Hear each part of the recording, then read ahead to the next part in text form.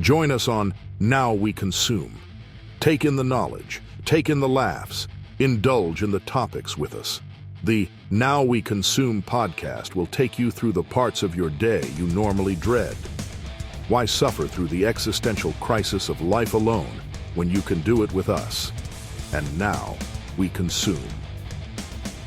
This is not meant to be a conspiracy episode or podcast, but we may cover some topics that dance that line like a toddler dances on their mother's last nerve. This podcast is rated I, for immature audiences only.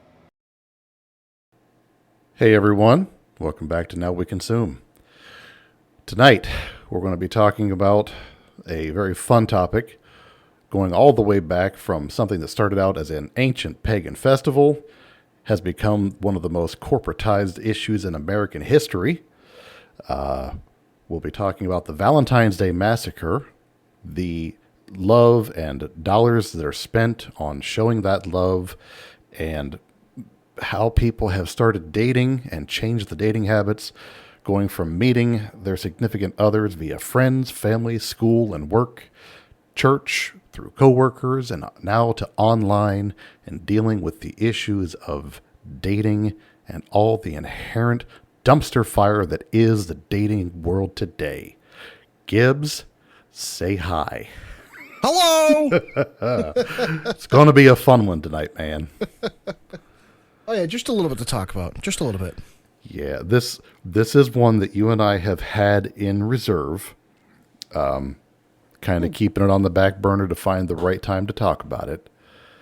We felt with Valentine's Day coming up this coming weekend, this was going to be the time to go ahead and drop this one. Absolutely. This is something that this is a topic that we've discussed even before we ever had the podcast, or before we ever really did anything media-wise. It's been an ongoing conversation we've had for years. Actually, probably darn near a decade at this point. So, this is not new to us, and if anything, it's given us some time to finally really research and dive into some of this stuff and really have a full-length conversation that's not like only 5 or 10 minutes. Yeah. However, before we get started, we felt the need to go ahead and drop a bit of a disclaimer. In this episode, we will be discussing the dating issues between straight couples only. Neither myself or Gibbs are a part of any other orientation, and while we recognize there are and will be obvious difficulties within other cultures for dating, we do not have the experience needed to discuss them, and we will not be making that attempt tonight. Exactly. So, to start it off, I would like to just go ahead and point out that thanks to the wonderful world of dating apps, I have learned through personal experience it is a dumpster fire, and that is why Tinder has made their logo a flame. That app is the literal cesspooliest dumpster fire of society. Have you just thought about using a better app? Yes, I have tried a lot of them, and they all suck equally. But that's probably the worst. You're not wrong, though. No. Meeting people online is hell. Given my inherent work-life balance, it is, like for most people, my best chance at meeting somebody. For those who are listening, yes, surprisingly, or unsurprisingly, depending on how well you know me. At the current time, I am single. Meeting people is hell. I've met some great people through the years. I've met some people who I thought might stab me in my sleep. Surprisingly, I'm still alive. How about you? It's a very difficult thing to navigate. And as we discuss further in this, there's reasons why that things are actually far more difficult now than they used to be when it comes to dating in a different way. There are obviously some other difficulties that they used to have that are not the case today. Mm-hmm. But overall, I don't know anybody that really enjoys the whole process. I mean, I have to be honest, I got very lucky in my situation to be in a wonderful relationship, and everything worked out. Yeah. But until this one, oh yeah. It was not enjoyable. No. It was not recommended. Yeah. No, you got lucky, man. And oh yeah. And I'll say I've been married twice. my first marriage was, 6-ish years, and my second one was, we were together for 13 years. So, I mean, it's not like I'm incapable. But, dude, the current mindset of people, it's so vastly different. Well, that's the biggest shift in the last probably 40, 50 years. Or really, what's really hit in the last 15. I'm not saying like that, but it's really technology that has changed a lot of this. Yeah. You know, once the telephone was invented, once you had cars, once you could travel, then really once television became a thing and media, and then eventually now the huge thing was the internet. What's happened with humanity is your potential dating pool has constantly expanded. It used to be the local town or village. Then it was, once we kind of became more civilized, became your local town, the city, maybe even, you used to be exposed to maybe a few hundred people, then it was a few thousand people, then it was maybe tens of thousands of people, and then we had cars that was possibly hundreds of thousands of people.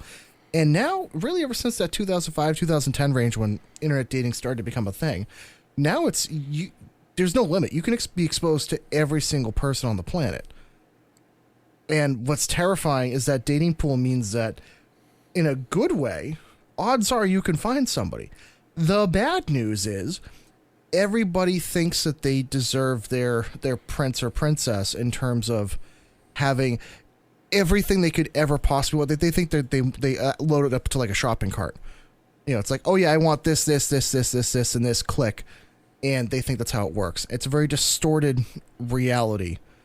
Whereas it used to be, you meet someone through someone you know or through your local area workplace, and if you hit it off, you did, or you didn't, you didn't. You know, granted, I didn't really, partake in that as much before, but you get what I'm saying. Oh, yeah. Yeah. It was far more by happenstance. It really was people that were local to you. Therefore, odds are they shared the culture and the ideas and ideals and values. Whereas now, a lot of people, I think, date sometimes even far beyond their local area or culture, which even presents its own problems or issues. Oh, yeah. Yeah, and when you brought up the exposure to the entire planet, I was going to say, what are they called now? Visa bros or green card Passport bros? bros. Passport bros. That's what it is, yeah. Yes.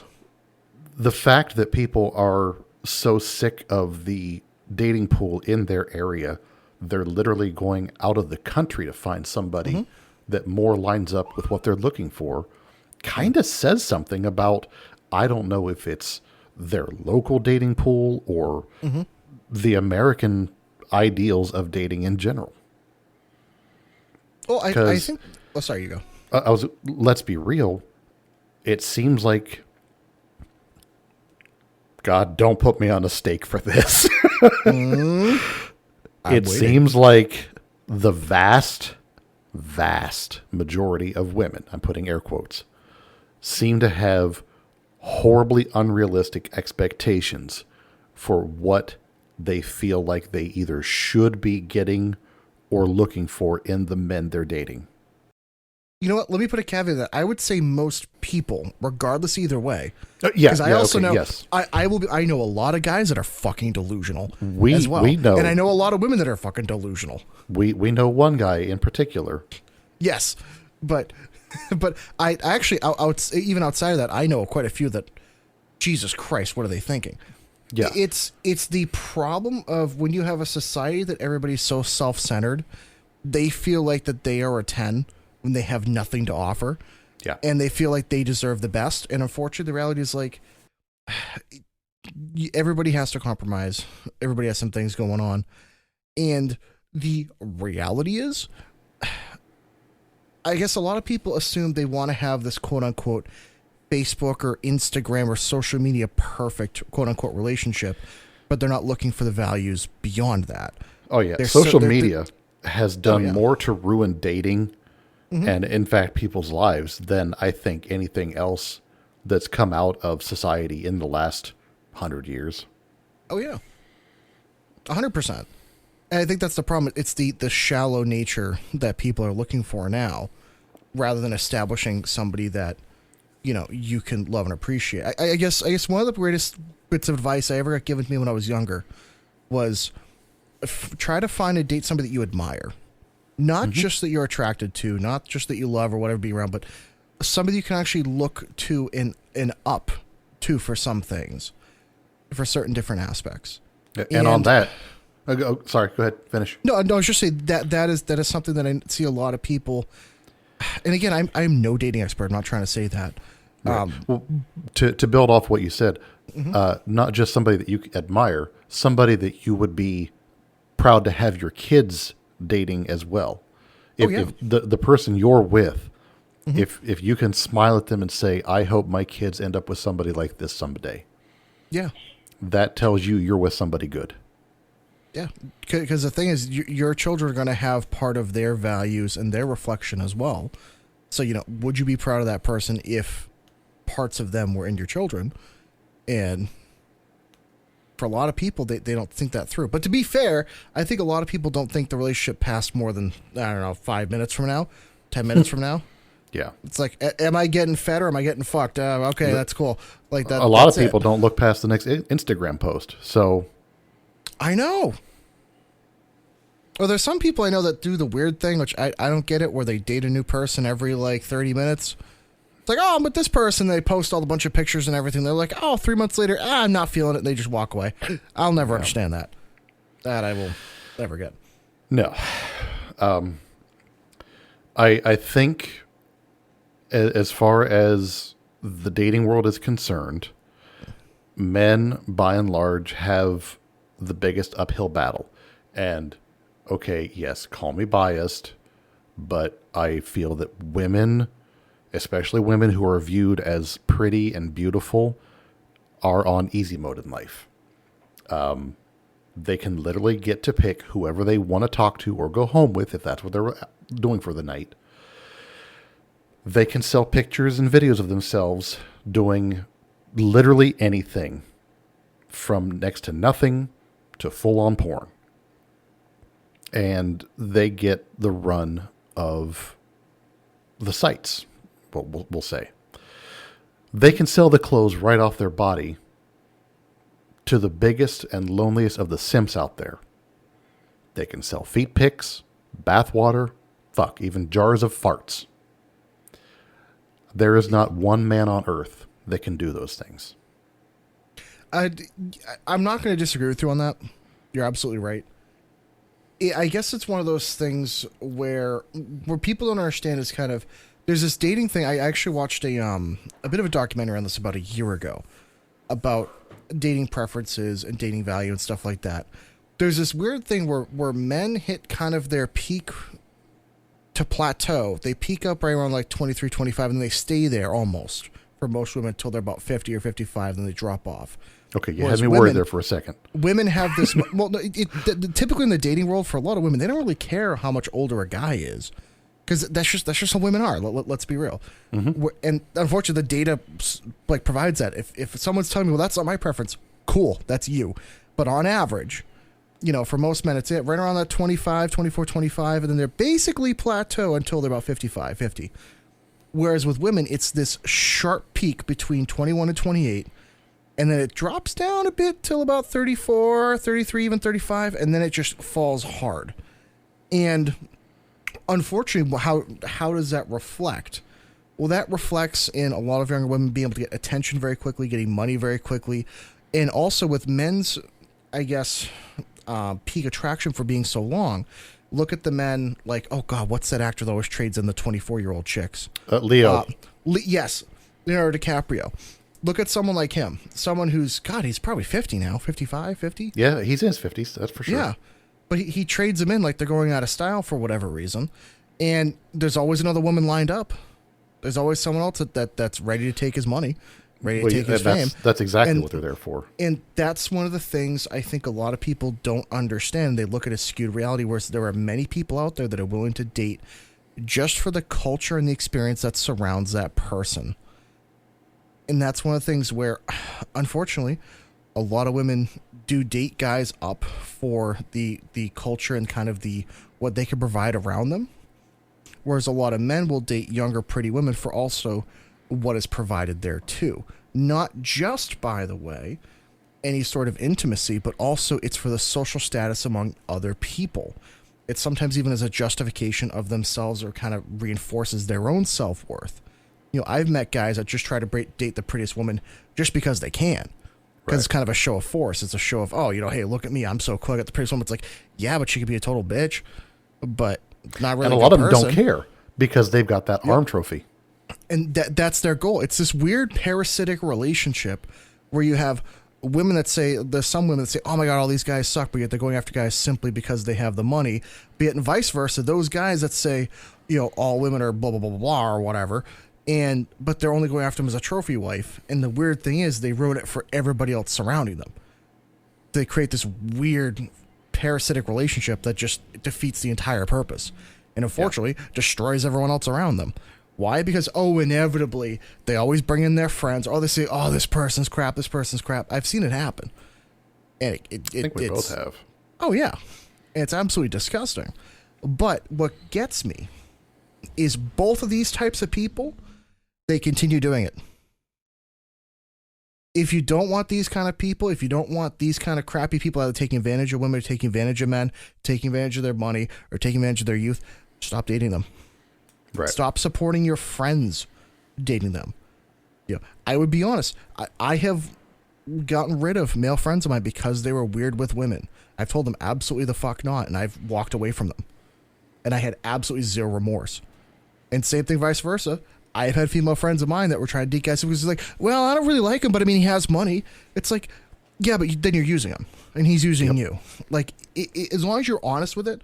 If someone told me, you know, I don't really know what I want, but at least they have money, so whatever. It's like, okay, at least you're being honest, but lying about something like that to say, oh, well, I love them so much, but they say, oh yeah, they have all this money, all this. It's like, well, that's the justification.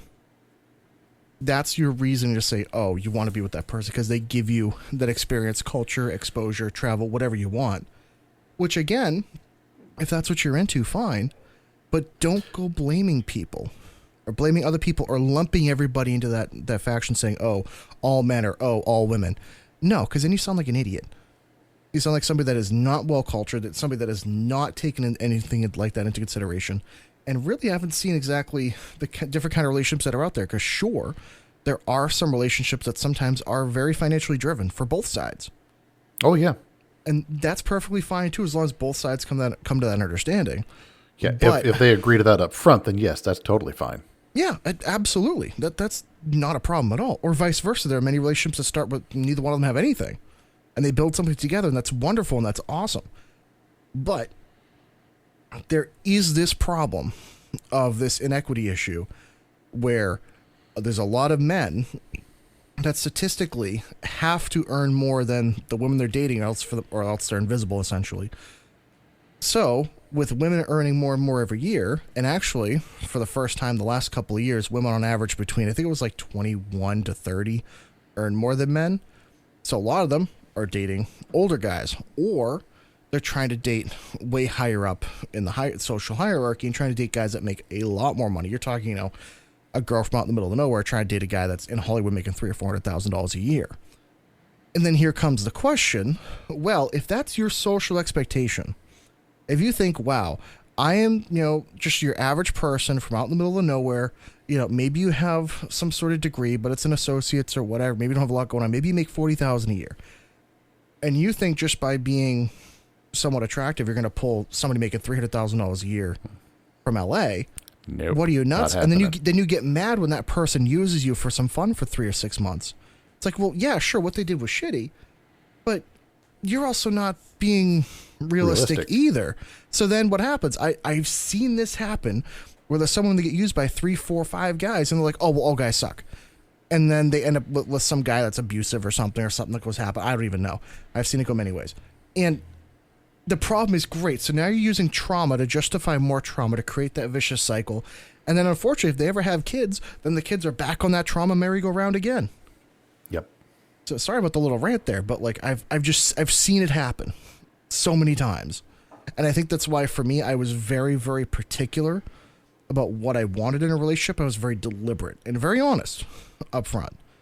And that's why it worked out for me, because I knew my standards. I knew what I expected of both myself and my partner. and it's worked out wonderfully. But I know that's not the same for everybody. But I think for an individual, you have to know what you expect, what you want, and you have to hold yourself accountable too.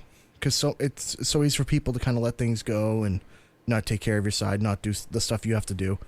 And we all have our stuff that happens in life. You know, I get that, but hold yourself to it.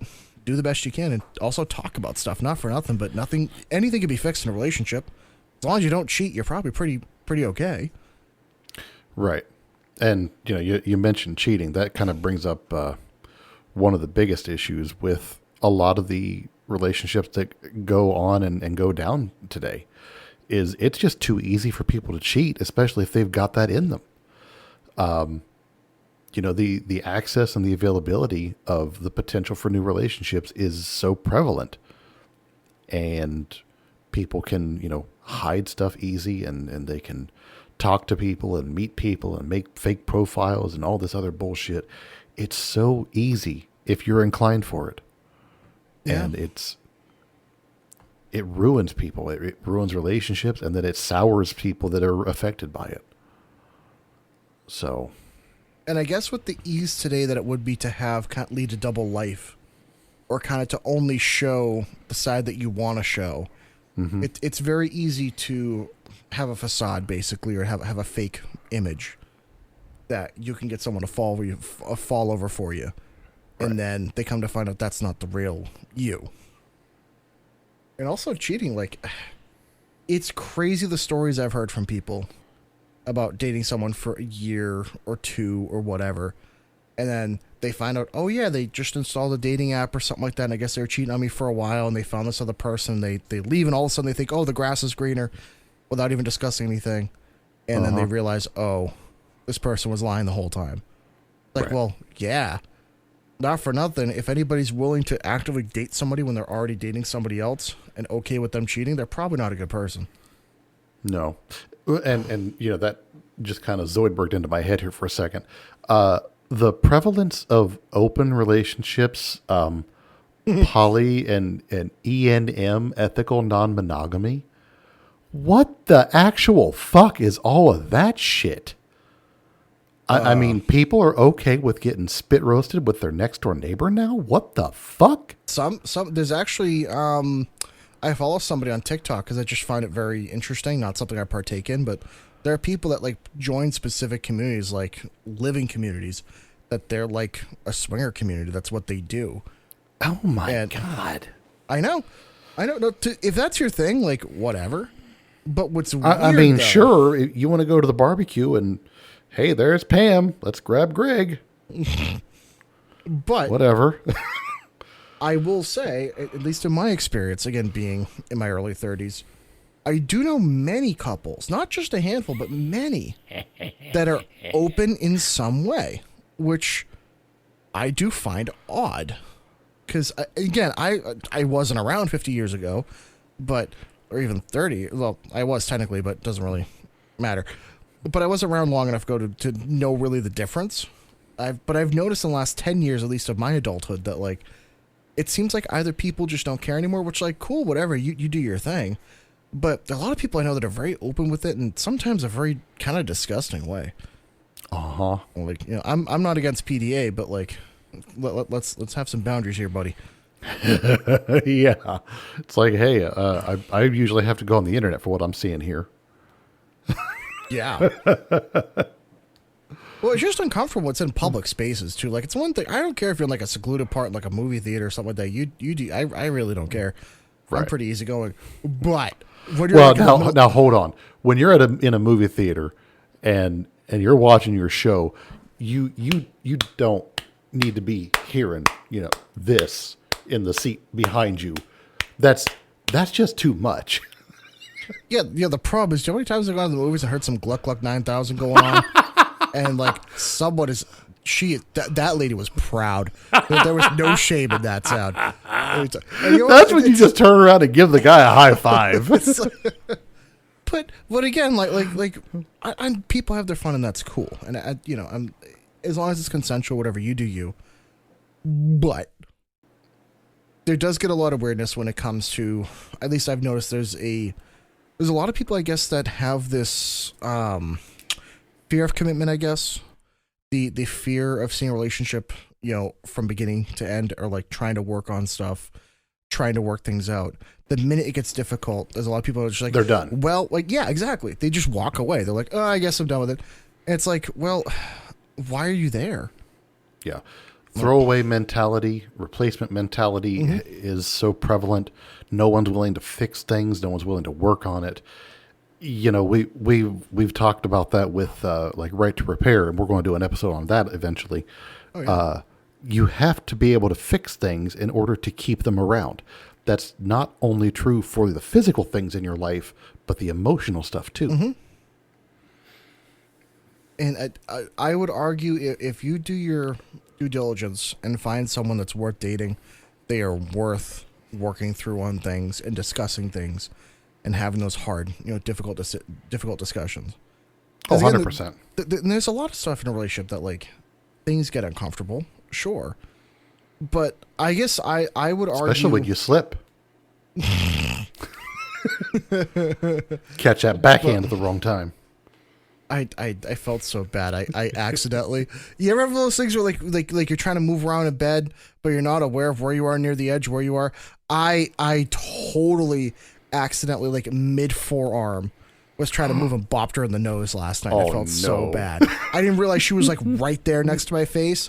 So I'm, like, trying to get comfortable. I'm like, I want to flip over. I just flip, bop. Or what's worse, you're trying to turn over or something, and you don't realize their hair is where it is, and you end up yanking the hair off their scalp, waking them up out of a dead sleep. God, I feel so bad. Oh, yeah. Oh, yeah. That's why, as I've learned, bed logistics is a real thing. And what is you it? got to be bed logistics. Oh, yeah. Yeah. That's why, honestly, we're probably just going to get a king mattress. Because, like, as much as the queen is nice, like, after being at the hotel the night, I'm like, wow, we really need a king. Because our problem is we both like to sleep diagonal on the bed. So it becomes the weird problem of I slowly get inched off at some point, and then I just end up on the floor and I admit defeat. But then if I let it go far enough, I can get back on it. So it's this kind of weird game of chicken of, like, how far do I let her snuggle up against the heat? That's like, okay, you're out of my way. But anyways, nice. Besides the point. Yeah. Can I just say, women are amazing and wonderful creatures just because of the shit they put up with from us. Oh yeah, I think that goes both ways. I definitely think that goes both ways. So do a lot of people, but that's. Oh yeah. But oh shit. But definitely with that, I know we've harped on it, but with that throwaway mentality, yeah, for a lot of this stuff, it's such a serious issue that. And again, I know inversely in the past, sometimes some couples will stay together in an unhealthy way because they wouldn't want to let it go. And I do feel like that, but we're kind of at the opposite end of that spectrum right now. Whereas I know some older boomer couples that, like, Jesus, they were about 3 seconds away from killing each other at any one time. Mm-hmm. They were 2 seconds away from a murder story. Staying together for the wrong reasons is often worse than anything else. I mean, those relationships need to end far sooner than they typically do when they do end. Oh yeah. That's why, like, especially when there's kids involved. Oh yeah, that's a whole level of complexity. But yeah, you haven't got to experience that yet. No. Especially not in this economy. No. Curse. No, don't you fucking dare. Don't you dare. If I get that phone call in the next couple of months, I am going to drive over to your house and kick you in the balls. Okay? We're not having no bad juju from you. No juju. Bad juju. No juju. No. Crap, where was? Oh yeah, but see, the problem is you got me off track. I lose track of what I'm trying to do. I'm squirrel chasing a note over here. God. Yes. Okay. Nope. I lost it again. Thank you. All I can think of was just bad juju. That's all I could think of. Bad juju. Oh my god. Staying together for the wrong reasons. Yes. So definitely for kids, that's something that I haven't really had to experience with that yet. But that's definitely something that, like, as long as you discuss and make sure you have the same values, the same morals, the same goals in a relationship, and you want to end up in the same place and are willing to do the same things to get there, thankfully you'll avoid a lot of this stuff and be able to kind of keep on the same track, you know. But I guess if I could have a little, like a tiny little, like 2-minute like a 30-second segment, be like, my advice would be just your morals, your values, your goals. Have the hard discussion, ask details. Expectations is a big one too. Make sure expectations are in line for both partners, both sides. Or if you're in a poly relationship, as many sides that are applicable. But dodecahedron. Exactly. Oh, that'd be a messy bedroom. But Just ask Bonnie Blue.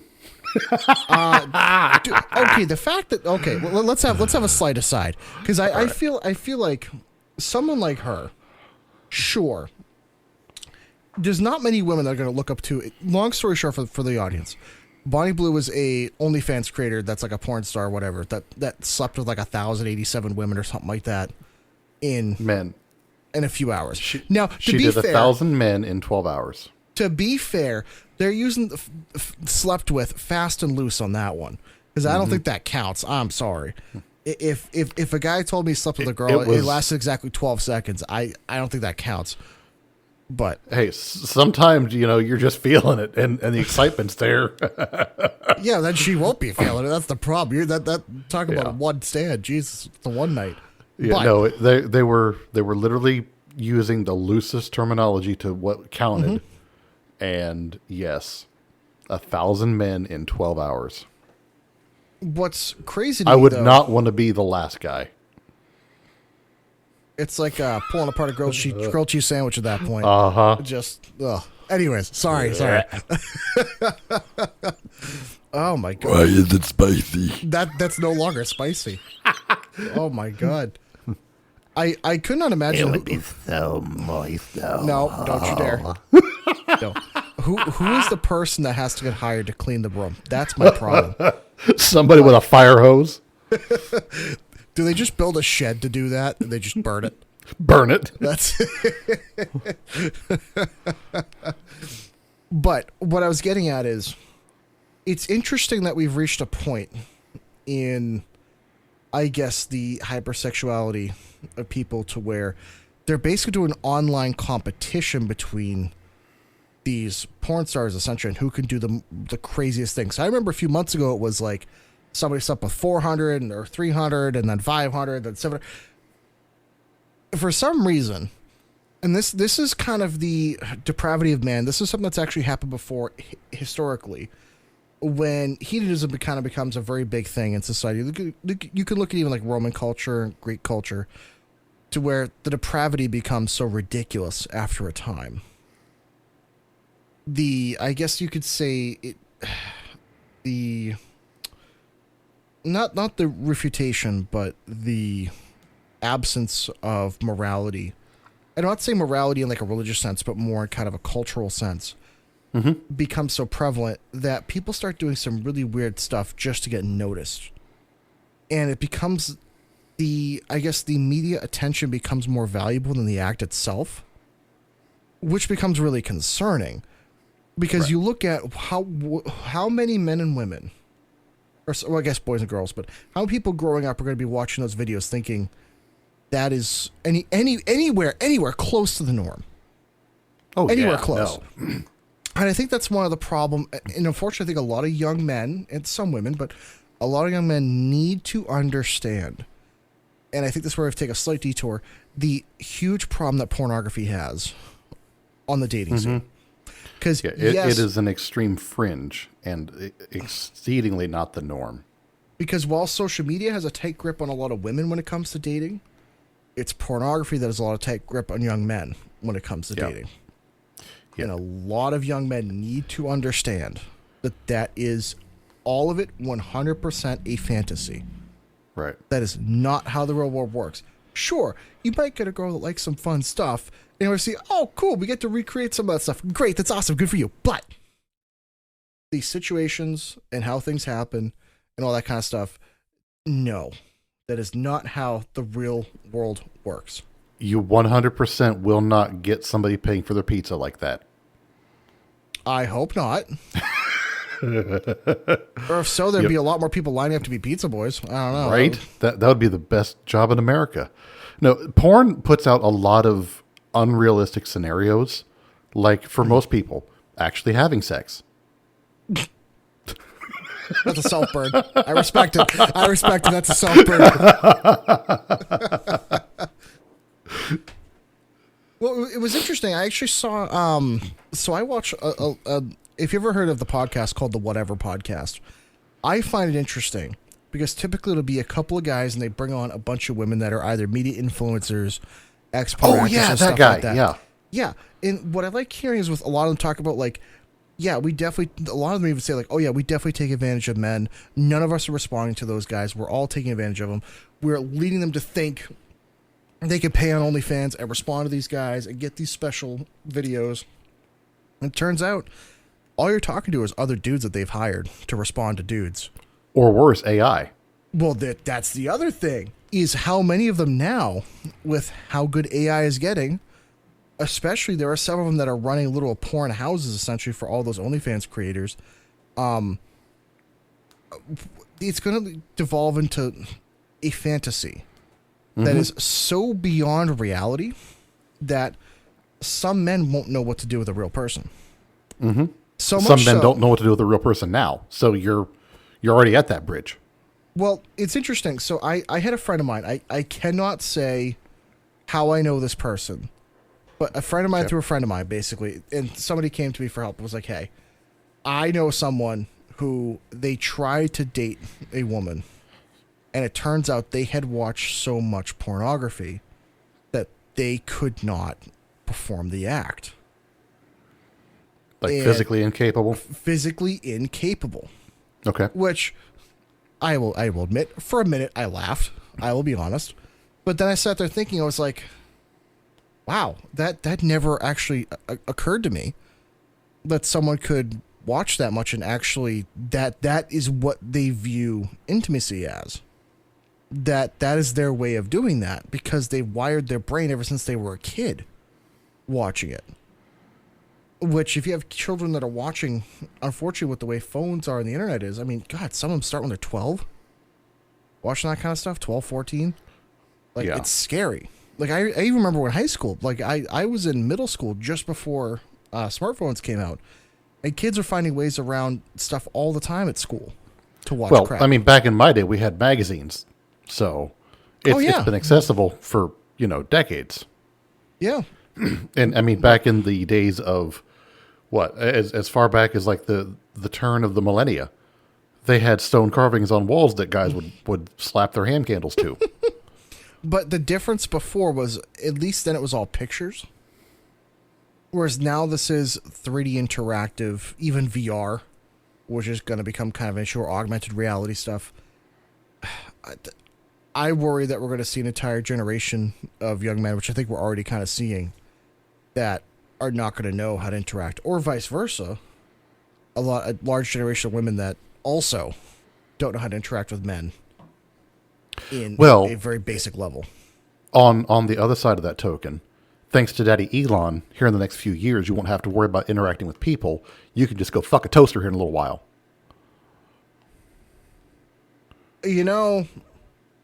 I really dislike where that's going.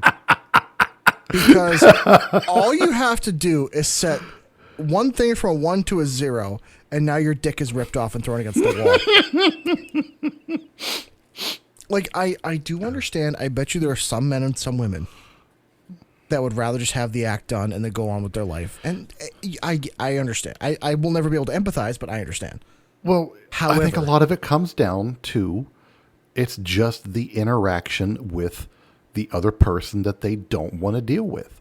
Maybe there's been trauma. Maybe there's been abuse. Maybe there's just been so much abrasiveness between people. Social anxiety. I mean, there's a plethora, a literal cornucopia. I'll drop some big words tonight. Fuck yeah, I feel good. There's just been a lot of issues between people that have driven them to the point, I would rather just fuck a robot than deal with an actual human being. Let me get that nut and just go back to my life. And I'll just hose it out in the sink in shame. All right, I didn't want that second part. You were good before. I didn't need any more details. That's a little too personal.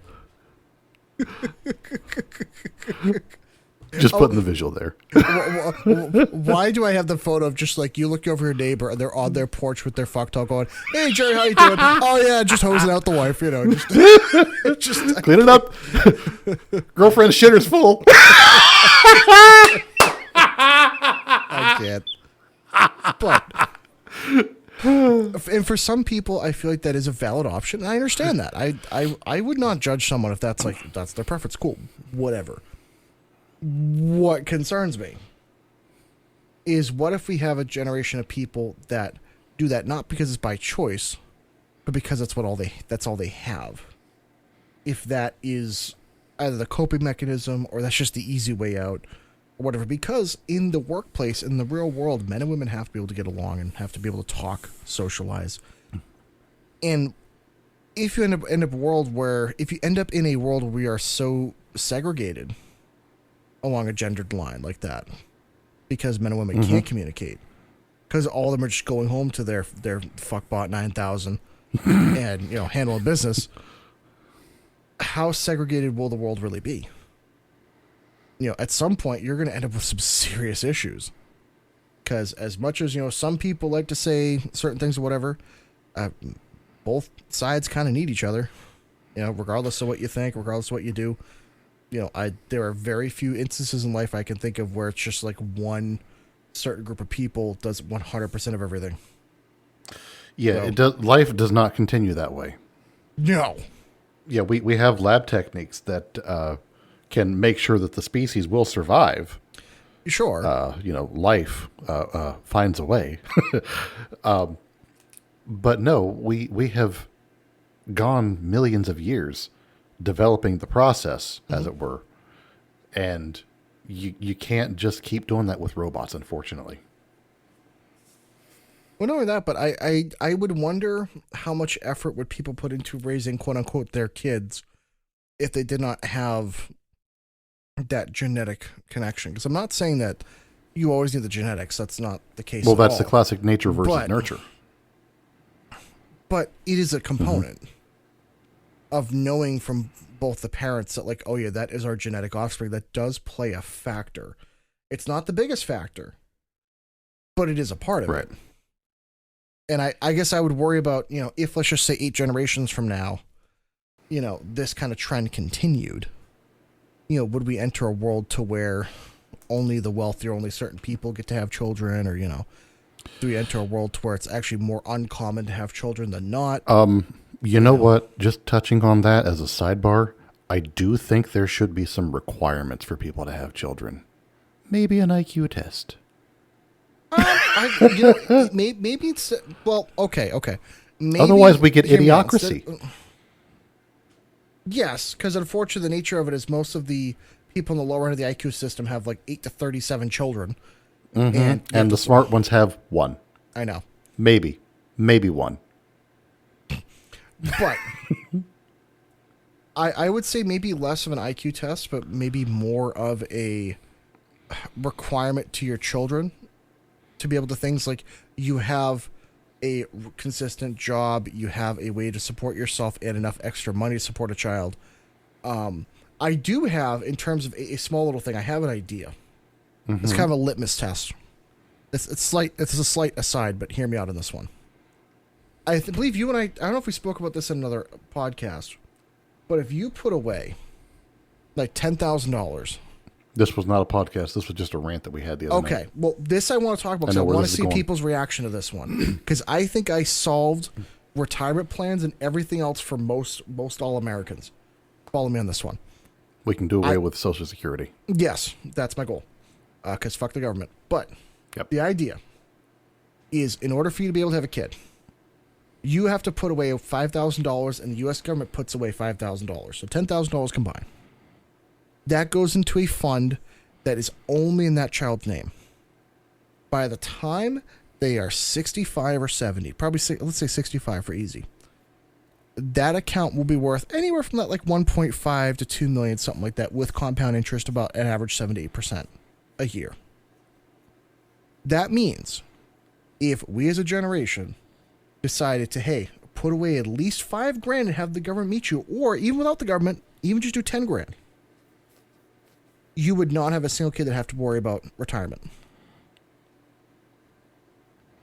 The scary part is, I think for a lot of people, that would be a good litmus test to say, hey, if you can afford to do that, you can probably afford to raise a kid. Mm-hmm. I'm not saying it's foolproof, not at all. But the flip side of that, 80% of Americans couldn't do it. Currently in the current economy, no. Maybe it would change people's voting patterns. Just saying. Just saying, you know. We wouldn't be in this mess. Vote for. Well, hey, you know, hopefully things are going better. But so far, I'm not a disappointed man. You know, there are some things I have not been happy about too, but we'll do a whole episode about all that stuff. Oh yeah, valid.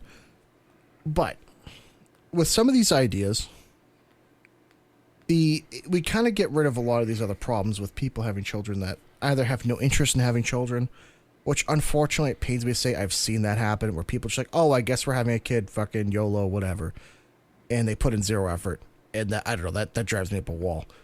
Or worse, they just leave it to the other parent and be like, bye, have a great time. Yeah, which is also insane. I can't imagine that. Like, I don't know.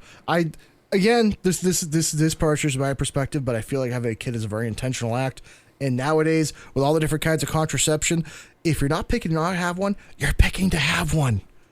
You're saying, yes, I want this. So just you got like 8 different options if you really want to go nuts. Do something. Let me go off on a small aside on the contraception stuff. I think they are doing some bullshit with the female side. I recently heard a story. They denied a young lady from getting her tubes tied when she was in her early 20s because they told her she did not have enough kids. Even though she said she knew she did not want any more, the excuse was, well, you might meet a man who wants some. Yes. Excuse the absolute fuck out of me. No. If a guy walked in there and said, I don't want kids, here's my balls, they're going to fix him. Where is the line or the scale of balance? It does not sit well with me. I don't understand why in the medical community women still don't own their bodies. And I'm not even like one of those big like abortion activists, but that I will never understand. And I will give you a very specific example. Someone in my family, I'm not going to name who, they have endometriosis where they have cysts in their ovaries. Oh, they need to have a procedure then. Not allowed. Oh my God. Until she is 25, mind you, she's been going through this since she was 14. She lives in daily agony. But they have said because she is not old enough to be able to go through that, she has to live with it. Oh, well, they could just manage the pain. For 2 fucking years, they told her she was crazy. Rather than actually doing the tests. We fought so hard to get the test to happen.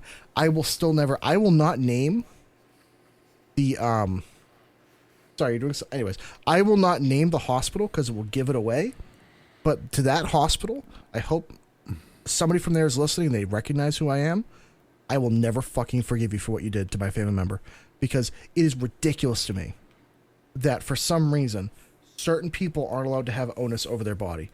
And it drives me up a wall, because guess what? If somebody decides they don't want to have kids, why can't you respect that? They'll say, oh, but you might want to change your mind. And adopt. Then we need more people develop to adopt new fucking techniques that are temporary blocks that can be removed, or semi-permanents. Absolutely, there are several of those. Or, like, not for nothing, but adopt. There are so many kids in these systems that would love to be adopted by somebody that actually wants to go through the process. Now, don't get me wrong. The adoption system is really badly run, too. It's bullshit. Badly. But I feel like if you want to fix abortion, you also have to fix adoption. You also have to fix individual rights for that. But, like... Yes. That's a whole other episode. No, that one's coming, guys. But... Yeah. It's aggravating as hell to me from somebody from America that we say we have all these freedoms, all these rights. But on that road, for some reason... we're in the Stone Age. It makes no sense. And by the way, these opinions are coming to you by a couple of guys who are very, very right leaning. Yeah, like I don't always agree. So like we're not all bad. No, and the thing is, like, I'm we're pretty not all moderate. evil.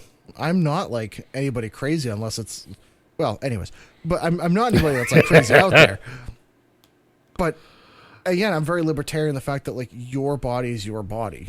Like I don't. Yeah, should be. If you want to do drugs, as long as you're not hurting other people, I really don't care. But if you Go have fun. But if you also want to cut out certain organs, as long as you know the consequences, I think that's okay. That's fine. If you don't want to deal with them, I get it. Like, and also not for nothing, who am I to tell somebody else what they're experiencing? That's one of my problems in the medical community that I really friggin' hate is the idea that the doctor's telling you, well, yeah, but you'll just deal with it. Or it's fine. It's not that bad. It's like, well, to that person, they might be losing their goddamn mind over it. That might be the end of their world. You know, like, I watched. I'm sorry. You know, If a doctor told me that I just have to deal with it, I would punch them in the face and say, "Oh, I guess you'll just have to deal with that." well, I remember watching a video. There was a guy that was a guitarist that he got into an accident and he lost both his arms. And he's on TikTok. He actually plays it now with his feet, which is kind of honestly insane. Wow. He can do that. It makes me just consider seppuku a little bit more every day, but because he's that good with his feet, I'm like, Jesus Christ.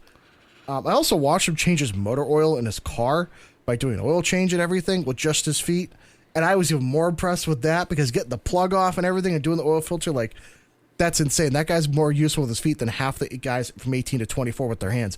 But anyways, I guess he's got to find a girl that's into feet though. But anyways, I guess so. but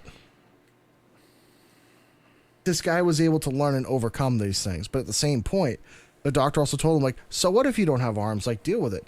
Like, that guy has every right to absolutely be like, this fucking sucks, and I want to deal with it in my way. Like, that's fine. But I see it all the time with doctors being so insensitive to people. You know, and understand that, like, what if that's their first medical issue? Like, what if they've gone through their entire life and never had any medical problems? And you walk in, major, yeah. Yeah, and to them, this is huge. This is like life ending, and they're like, "Yeah, go fuck yourself. Not my problem." It astounds me, the lack of empathy, and I understand the medical system. It's hard to work in that, but come on. Yeah, the doctors get blind to it or get numb to it because they deal with that shit day in and day out, and they just kind of lose the human connection and the compassion. Yeah. But I feel like we've kind of gotten off a little bit of the topic. No, you're good. A lot of that needed to be said, and I think there are different episodes that we're going to do where we're going to go deeper into a lot of that stuff. But it's good that we've at least been able to kind of get it out into the air a little bit. But I do want to kind of circle back and kind of cover some of the notes that we had, because I feel like a lot of these were at least worth mentioning. When we were talking about the expectations in the dating world, social media, we both agree that has been one of the biggest cesspool fake guidelines out there. Mm-hmm. It set some extremely unrealistic expectations, and I wish to hell I would have grabbed the link, but I only saw the video. It was a recent poll suggesting that the air quote perfect guy for women, as polled, was a man that was over 6 feet tall, and I believe they were saying between 6'3" and 6'5", making over six figures, which equated to roughly 100,000 men in the U.S. So you've got around 25 to 30 million women, air quote again, roughly. In that younger age bracket, that's ideally looking. Yeah, in that dating bracket, essentially, that would be chasing the ideal man, attempting to get the attention of 100,000. That's like a 300 to 1 ratio. I think it's 3,000 to 1 or some shit. I don't know. But the math doesn't math. And that's essentially, the 6s through 10s chasing the 10s and 11s. everybody below that threshold is essentially getting ignored. And those are guys that would essentially be great guys. Mm-hmm. Great dads, great partners, great providers, everything. They're just going to get neglected because, they're 5'11". They make 99.9. Well, yeah. And unfortunately, the world has become so superficial that there's a lot of people that just look at the numbers. They look at it like a sheet, and they say, "Oh yeah, do they check this? Yes, yes. No." And they don't get to know people. It's essentially a speed date sheet now. Check the box, move on. Check the box, move on. That's from what I've heard from people that are like matchmakers. Is that really? They use Instagram most of the time. They'll look and see, like, do you have a house? Do you have nice cars? Do you have your stuff going on? Or if you're a woman, do you have a lot of followers? Are you really attractive? Do you have this kind of interactions with people? Do you do traveling? And it really doesn't tell you anything about those people. But for some people, it's just a checklist. And they wonder why. I hear women that get mad at guys. Oh, that guy slept with 300 women. It's like, well, yeah, but they're all choosing to go after the guy. It's like if you got 30 million people going after 100,000, and you wonder why each one of these like rich fucking dude bros out of New York City has slept with 300 girls. It's like, well, not for nothing, y'all keep not getting to know them and just sleeping with them. It's like, how about Let me kind of go off on a weird, odd tangent for a second. Body count.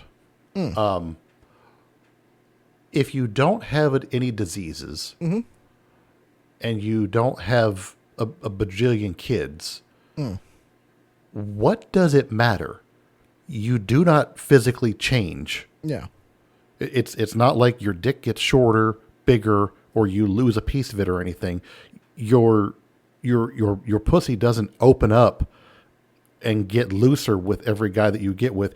If a woman fucks 300 guys, she doesn't get looser. It's the same as she screws her husband 300 times. It's the physical equivalent. What does it matter?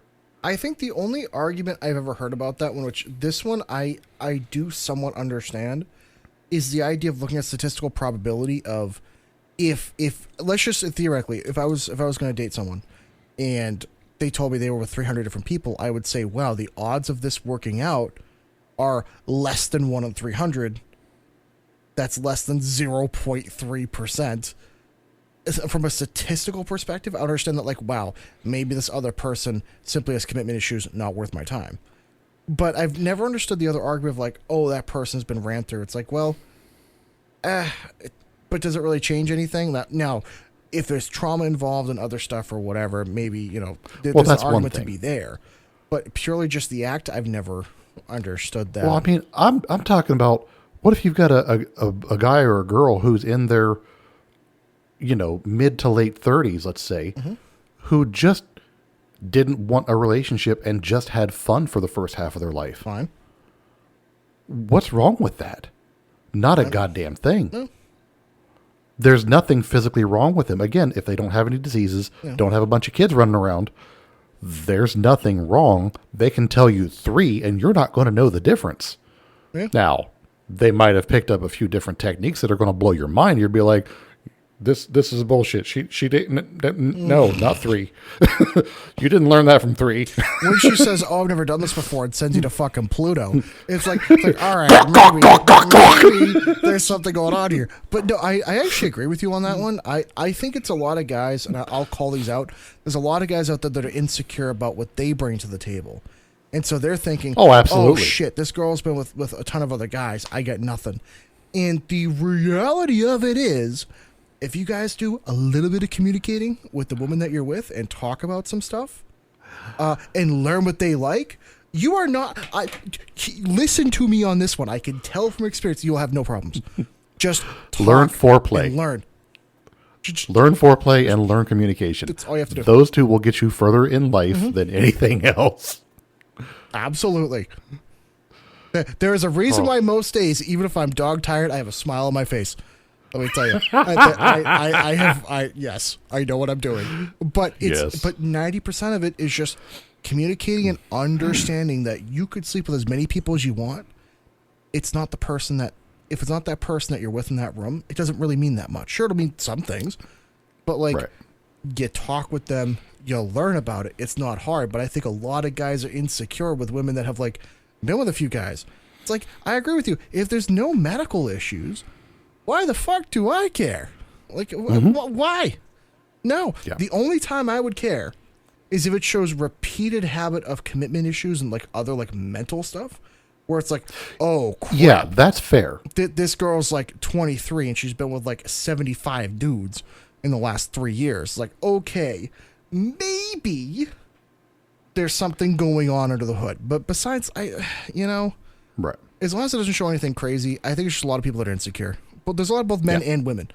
Now, granted, absolutely, women not as often, but Yeah. So when it comes to the hardcore difficulties that both men and women actually have to face, I did make up a small list, and I wanted to see what you thought about that. Difficulties for men versus the difficulties for women. For men, it's difficult to approach women without getting labeled a creep or a threat. And I put that one at the top because it literally just happened to me yesterday. I was out to lunch. I had a bunch of errands to run. I stopped and got lunch. I saw a younger single mom. She had 2 young kids with her. She was trying to get her stuff together. I said, "Would you like a hand?" Literally all I said. I had a smile on my face because the 2 little girls she was with, they were adorable. The one baby was just smiling at me and everything. It was just adorable. I said, "Hey, would you like a hand getting all your stuff together?" She's like, "I don't need help from a creep like you. Thanks." Oh. And I'm just like, yep. And that's why we don't talk to people in public anymore. Yeah. Yeah. That was fun. You know what? There's, sorry, you go. No, go ahead. Go ahead. I was going to say, there's a huge problem that like 2% of men have ruined it for the other 98%, which is that 2% of guys that genuinely are creeps that are friggin' weird with women and kids. And a lot of women are quite frankly very afraid. And in a way I understand. However, the problem that always becomes is guys like us always have to pay for what the other guys have done. And that's happened to me before. And unfortunately, again, you've met me. I'm a fairly big dude. I'm not somebody you want to like mess around with. And as I've learned in the past, I can come across as intimidating. Mind you, I'm a goddamn teddy bear of a person, but I have been told in the past that like, yeah, exactly. I know you. You're not going to hurt anybody. Oh, goddamn, dude. You know what I mean? You're not that kind of guy. No, I don't want to. But like put it this way, neither one of us are going to hurt anybody. You don't want to get in fist fights with either one of us. But like, right? No, neither one of us are those kind of guys, and neither one of us would put up with being friends with one of those kind of guys. But it's a shame that a lot of women, unfortunately, are so afraid that they can't accept help from somebody that's genuinely trying to do the right thing. At least offer a hand. And when literally, all I was trying to do. Her young, the older of the 2 was just kind of like trying to get away and everything and giving her a hassle. She was trying to get this contraption onto herself to get her baby put away. I'm like, hey, would you like a small hand? And I mean, I'm saying it with a smile on my face. I'm still sitting down at my table and she just snaps at me. I'm like, okay, that's why we don't talk to people in public anymore. So from my experience, I could not help random strangers until I got a girlfriend. Because when she's in the car, or if she's around, they're like, oh, clearly he's not a fucking weirdo. Whereas when I was single... right. And that makes a difference. When you're with somebody that's showing to not be a threat, that takes the, he's probably not a threat, off the table. But it was always a shame because, like, I'm a relatively handy guy. I can do stuff. And I always felt bad. And there were times in the past where, like, you see somebody stranded, and I don't look whether they're a man or a male or female. I'm like, if someone needs help, you help them. I'm one of those kind of people. I think, you make the world better one little act of kindness at a time. And there were several times where I stopped to help, and I would have people either yell at me. I had one lady throw a fucking shoe at me, And it was like, awesome. After a while, I was like, well, fine, fuck y'all, fucking die. I don't give a shit. Like, not my fucking problem. And thankfully, like now with my girlfriend, she sees me all the time. I've stopped to help people and do stuff, but because she's there, I can. But it's kind of sad. They let you help them. But it's sad that I have to have basically another woman signing off for me saying, hey, this guy's not a creep, in order for me to be able to help someone. And it's just a damn shame that a lot of women have to go through that. And thankfully, as a guy, like, I've never had to really worry about that. Because, like, if a woman's being creepy with me, I don't really have to, that's a problem I can easily solve. And if a man's being creepy with me, again, that's a problem I can easily solve. So, yeah, you know, hashtag it's good for me because I can make it weird with dudes real quick. Weird and uncomfortable. That's how I diffuse.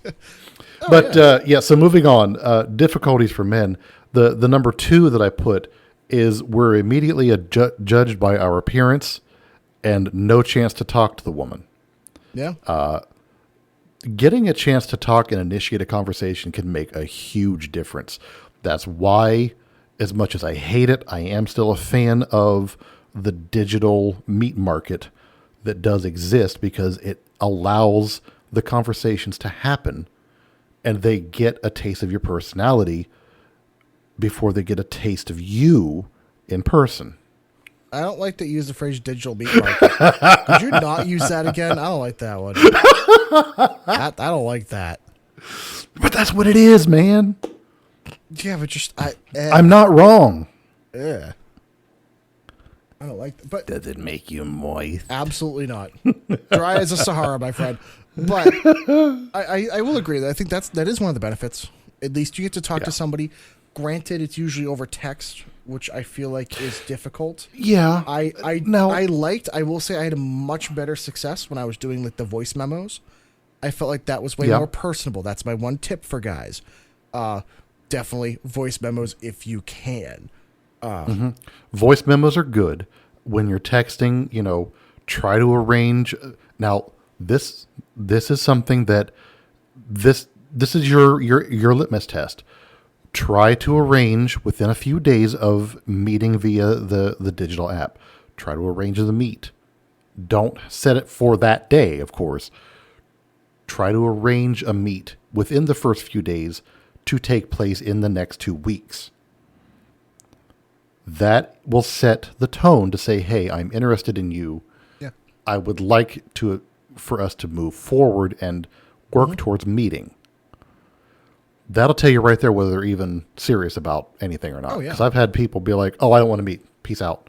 Why the fuck are you on an app? I know. I even had it in my profile on when I was on Bubble and everything. When I met my girl, I was like, you know, I even had it in the app. I was like, looking to meet a serious relationship. You know, not here to screw around.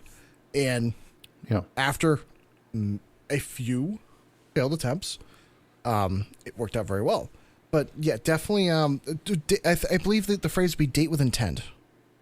Yes, that's a good one to put on your profiles. Is if that's what you're looking for, put that. That way, the ones who are just looking for a fun Friday night will pass you by. Because you'd be amazed the amount of people that don't have hobbies or interests that just date because they're bored. Which fucking astounds me. Serial daters. I have it in the notes above, and I might circle back to those. I don't know if I'm going to leave them in or not. There are women out there who will date because they are simply bored, or that's how they feed themselves. It's a free meal, baby. They will go out with men. Huh? It's a free meal, baby. Absolutely. The men are expected to pay 95% of the time for the date, be it in part or in whole. So the women just go out with the men to get a free meal, and that's what they do. That's just what they do. There's no expectations of anything beyond the dinner. They just go for the food, and they ghost. And I fucking hate ghosting. Oh my God. So nothing pisses me off more than ghosting. I get it. Oh, trust me, I've been the victim of that. I get it. You think the conversation's going well. They're active. They get back to you. Yep. It's ping pong. I mean, poof, gone. Middle of the fucking convo. Yep. What the fuck is wrong with people? Oh my God. Well, that's that. Anyways, that's I'm that sorry. problem. If they got 97 options, and a new one Yes. comes around, it's this guy looks better. Oh, this one's way cuter. Doesn't matter that he's got 3 kids he's not paying child support on. He's cuter. It's fine. dude, you know what's weird? Like a slight aside. This can be a very quick one. The amount of women that I've met that are okay with dating guys that have multiple baby mamas. Oh, And yeah. there's one that I know of that was chasing a guy, being like, "Oh, but he's so cute." He had 5 other baby mamas. She was like, "I don't care if I'm the 6th." And I wanted to yell at her, be like, "You stupid bitch! You think he's gonna pay you any money? He's got 5 other baby mamas and works at McDonald's. You dumb." Just like, Wow. so. Needless to say, like, it's insane for some people, the choices they will make and the excuses they will make to be like, "Oh, but they're cute." It's like, come on. There's some things that It's- disqualify you. I'm sorry. It's the proverbial, I can fix them. No, you can't. No, you cannot fix them. No. I've seen people try. I can fix a lot of shit in this life. I can't fix that. You can't fix somebody if they don't want to be fixed. And the reality is, if they want to be fixed, odds are they're going to make steps to make that happen or make the change happen. So Yep. it really takes you out of the equation. All you can do is support. But if Yes. you're going to wait around for somebody in hopes that they will change, that's not a relationship. You're babysitting. Yeah, no. You don't you do can that. either support or enable. Exactly. If a bit of advice I will say for guys, my girl immediately caught my attention the first date. She fucking paid for it. She bought the dinner. Yeah. Oh yeah. That's if you want to get a guy's attention. Did you have to offer up your butt for that? Because holy crap. It took me by surprise. She ordered the dinner and we were just hanging out. Like we met because we were talking for a couple months before we met in person. And I went to her place and we were just gonna have dinner, nothing crazy. And we got the dinner. She paid for it. She's like, "No, you don't have to pay me." And I was like, "What?" She was like, "Yeah." I was like, "You're kidding." She's like, "No." Let me tell you, as a man being wined and dined for the first time in my life, I will tell you. You got googly eyes, didn't you? I was sitting there thinking, "Oh fuck, this might go all the way." And two years later, I just got back from our anniversary trip. So yeah, it's Which A, happy anniversary. Thank you. We can say that today. Oh, yeah. B, were you waiting for her to come out with a strap-on on? All slicked up, covered in motor oil. But it was one of those things where sometimes it's the little things where showing a little bit of initiative like that is, It's the little things. Yay! "Hey, little buddy, your time to shine." But no, seriously, that was fun. I still think about that to this day, and that's why yeah. we both kind of joke and laugh about that. But there's a lot of things that we both did for each other first that the other person never really realized. So, Right. you know, The amount of women I have just talked to through like apps and stuff, they'll say, "Oh, I've never gone out on an actual date." Didn't you say you were married? Yeah. Well, he never took me out on any dates before, though. Excuse the actual fuck out of me? What? I will never understand that. No. The few times I got the opportunity to like cook a meal for somebody, Yeah. there was one girl like almost in tears. She's like, my ex-husband never once cooked a meal for me. Oh. And I'm like, okay, I'm sorry. That's something as a guy, you will stand out to so many women if you can do that. And I will be honest, I'm still Well, learning. apparently not, because she left. Well, Like, she said the food was great, but then she left. So, whatever. well, to each their own. Yeah, You know, she might have been crazy. But probably was. for a lot of guys, learning how to do some simple stuff is huge. You know, Learn how to cook like 5 meals. Yeah. Like, and get really, really good at those. Mm-hmm. Yeah. like, But, so moving on with the difficulties list, I don't want this to go to a 3-hour episode. The last one I have on the list for guys is that digital society has made it nerve-wracking to approach face-to-face, and a lot of people just don't have the social skills anymore. Thoughts on that? well, number one, you're certainly not wrong. Number two, there's a lot of people that they don't have a third space. They don't have a place that they socialize. There aren't many fraternities anymore. There aren't many clubs, social groups, or anything. The reality of it is, a lot of people are locked behind their black mirrors all day anymore, and they don't go do face-to-face. Yeah. And unfortunately, I hate to say it, because of the legal systems involved, especially in certain other countries, as a man, you can only face like social backlash, but also legal backlash if you're not careful. And I feel like that's part of it, to where like, I know as a guy that's pretty strong, pretty well built, all a woman has to say is he touched me inappropriately and I get kicked out of that club permanently, and I could have just been standing there. Like, yeah, on the other side of the room. Yeah. And unfortunately, we live in a world to where like one accusation can land, you can get fired from your job. You could lose your career. You could lose if everything. you get Me Too'd, you're done. Yeah, and I think for a lot of guys, that's fucking scary. And for me, years ago, that was fucking terrifying. Are you kidding me? As a guy that wanted to become a teacher, and like, if God forbid, if I had anything like that on my record, it would be done. Just instantly done. No questions asked. Yeah. So that was what I had for the difficulties for men. The difficulties for women, while there's nothing to say that they couldn't face the exact same things that the men have to face, I obviously am not a woman. What? I know. I look so feminine. How dare you? How dare you? So what I was able to find in my internet foo, women have to be wary of men who will or would take advantage of them or try to harm them. I feel bad that women have to worry about their drinks getting spiked, getting snatched off the street corner while they're trying to go to their car, getting followed out from the store, all kinds of shit like that. It's terrible. Shouldn't have to worry about that shit.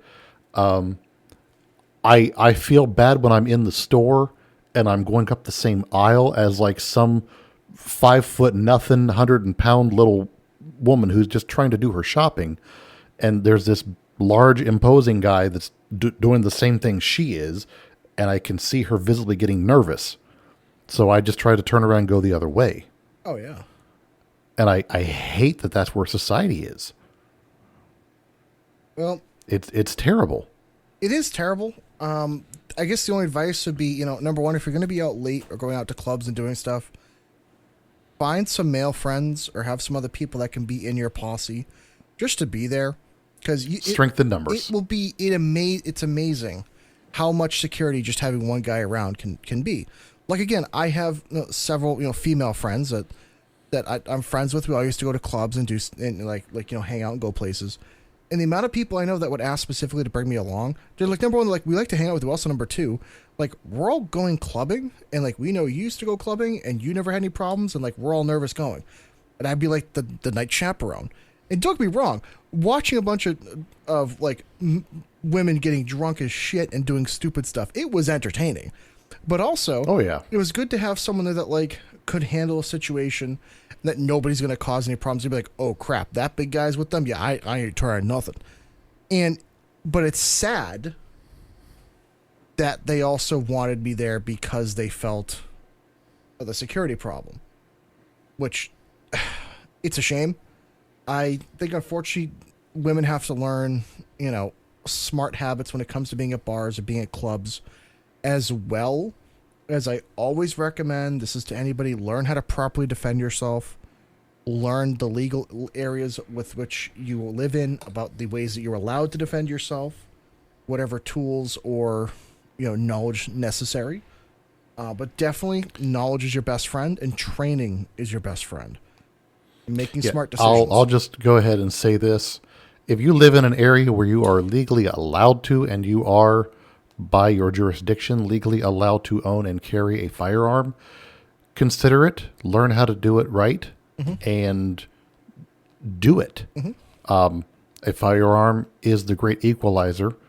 A 100-pound woman can 1,000% stop a 300-pound guy with a 9mm. Oh, yeah. When applied properly.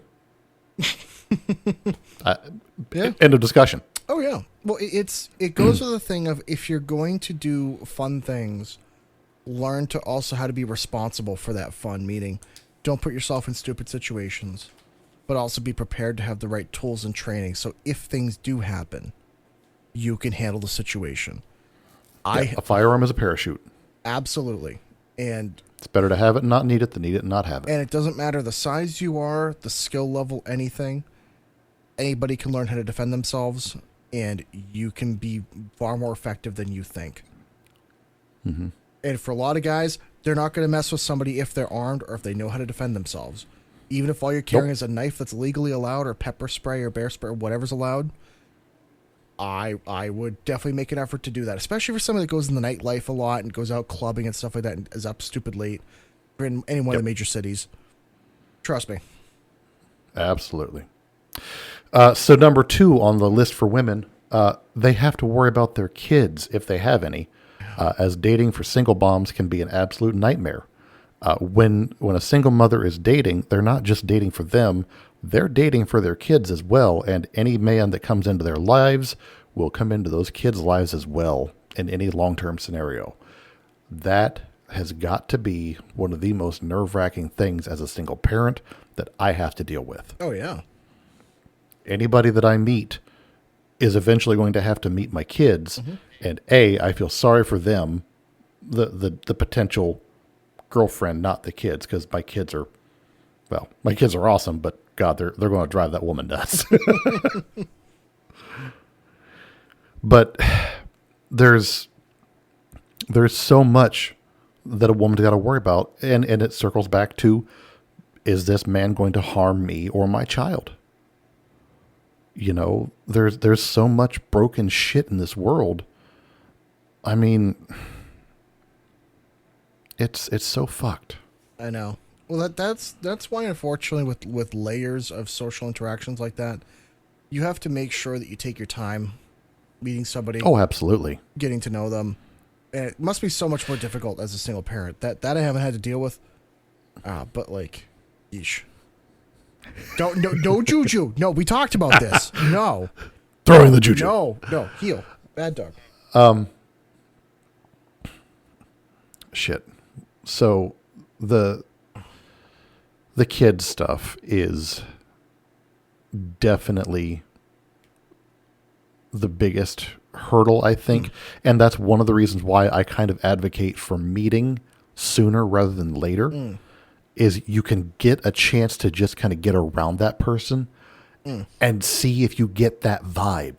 Yeah. You know, if someone's a bad person, generally speaking, you're going to get that I don't like this person feeling from them. And it's better than to do it sooner rather than later, because if you've invested, a month or two talking to them and getting to know them, by that point you might just say, I'm probably just nervous, or I'm sure it's nothing.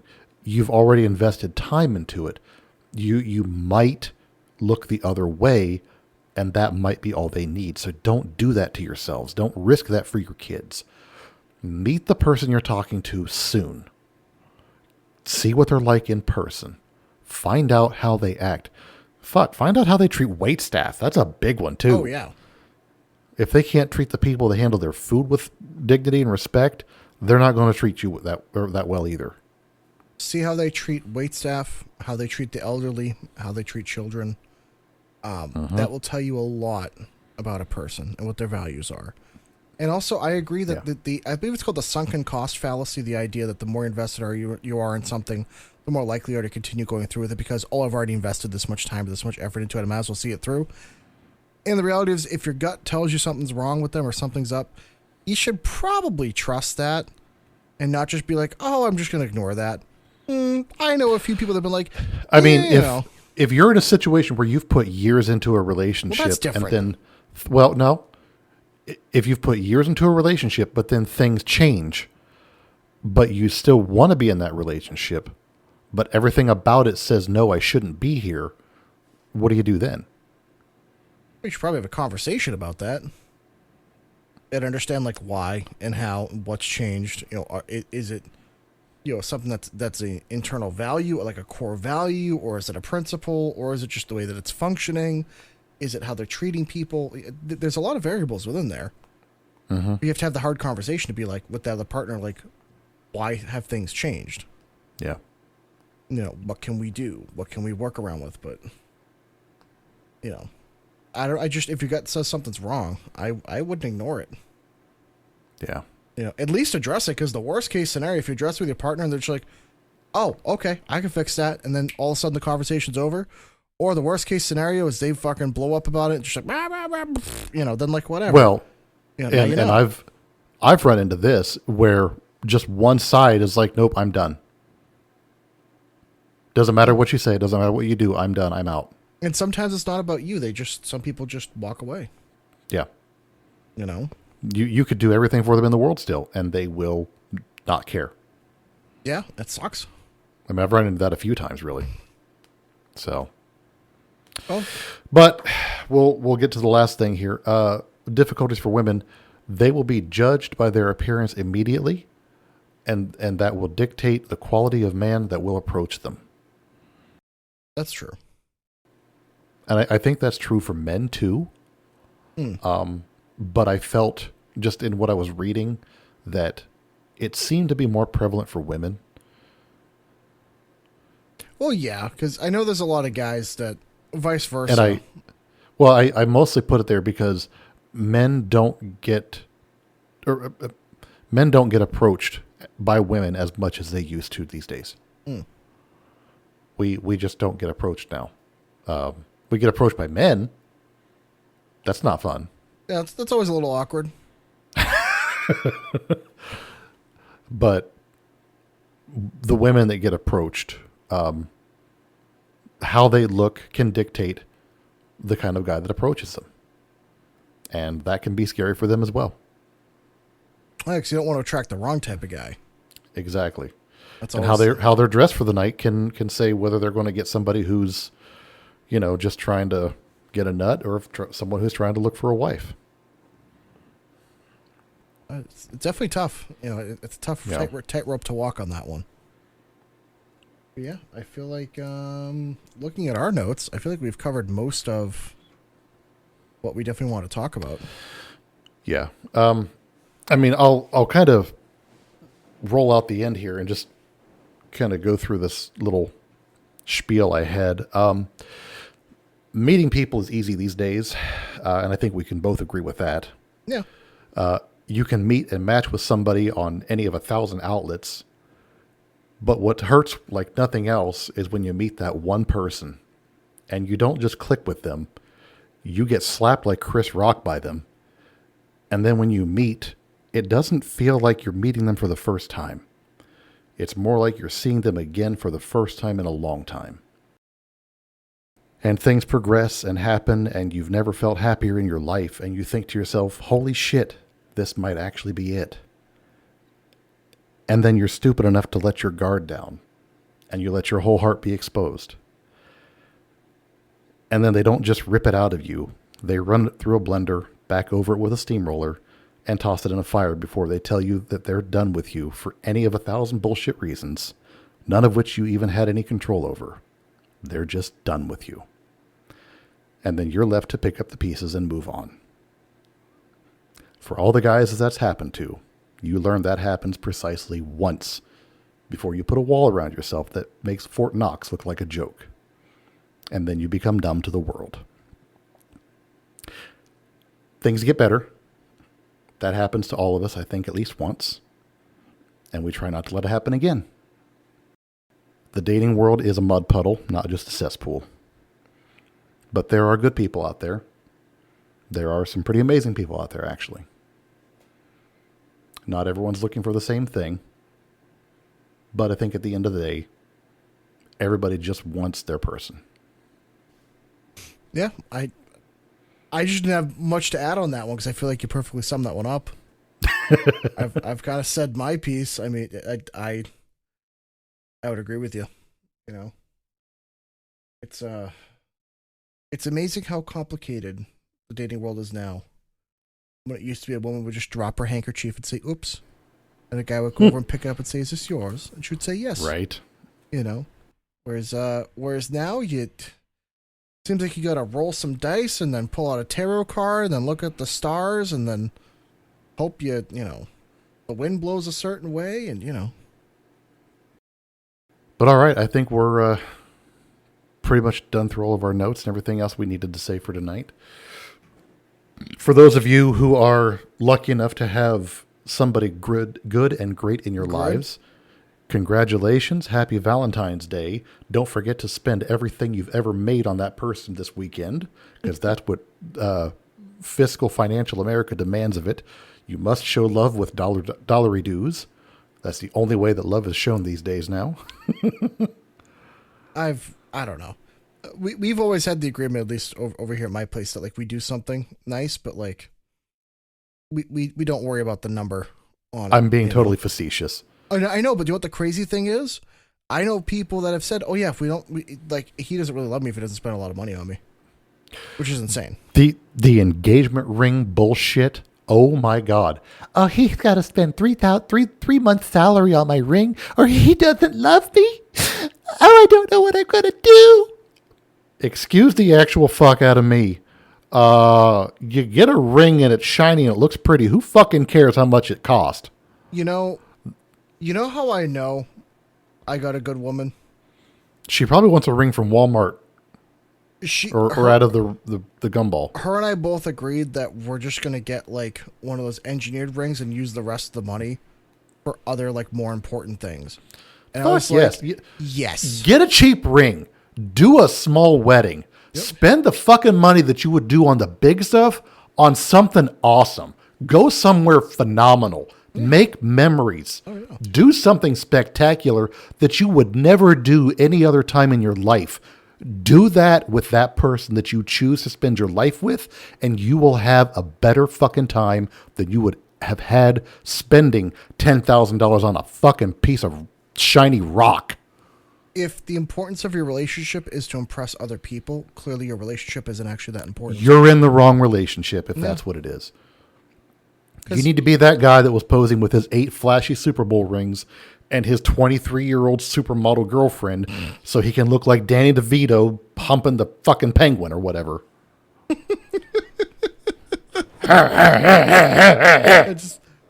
no, I think the small aside here would be do the things in your relationship that are actually important to the health of the relationship.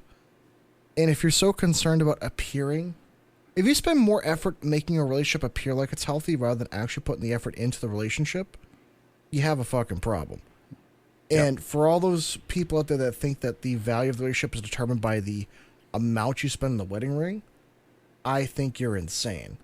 Or the cost of the wedding. Yeah. The destination weddings, dude, those piss me off. Actually, I think that's incredibly inconvenient to everybody involved. I know someone that had to travel to the Dominican Republic. They had to buy their own plane ticket, their own hotel and everything. They were out $5,000 and they didn't expect to have to fucking pull up that kind of money. Now, don't get me wrong. If you're doing a destination wedding, you need to provide the plane tickets and the travel arrangements. That's what I think. If you're doing a destination wedding, you're that well off. Otherwise, fuck you. Well, I guess the way I've always looked at it is I think if you have a family and friends that like you care about and like are local, you have the wedding locally. And then you say, hey, we're going to be doing a getaway here, here, and here. For a couple of weeks, or for a week or two, we're on the honeymoon. We don't want any of you fuckers to bother us. But at some point, we're going to be meeting up here. So instead of having a destination wedding, you could do like a destination getaway with all your friends and family. So where they can meet up and you guys can hang out as you please at the hotel or resort or wherever. But that way everybody's happy, because I find it very annoying and insensitive to people because there are some people that can't travel.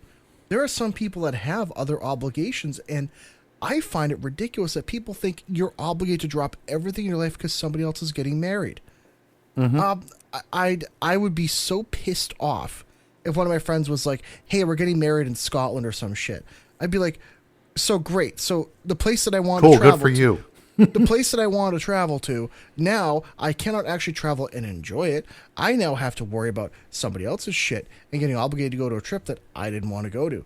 No, I don't believe in destination weddings. Absolutely not. Or maybe it's because I don't come from a rich family. I don't know.